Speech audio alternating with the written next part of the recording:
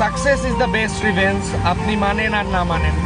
কারণ আপনি লাইফে যখন কোনো কিছুই থাকবেন না, তখন আপনাকে কেউ 5 টাকা দিয়েও দাম দিবে না। আর যখন লাইফে আপনি সাকসেস হবেন, তখন আপনাকে যে দাম দেয় নাই, 5 টাকা দিয়ে আপনাকে কেউ হেল্প করে নাই, তারাও আপনার পিছনে ঘুরবে। কারণ আমি একটা সময় গেছে যে আমি লাইফে 10,000 টাকা স্যালারির জন্য আমি ঘুরছি। যখন আমি কলেজ লাইফে ছিলাম, আমি আমার ফ্যামিলিকে না জানে, কারণ আমি কখনোই চাই নাই যে আমার ফ্যামিলির টাকায় আমি চলবো।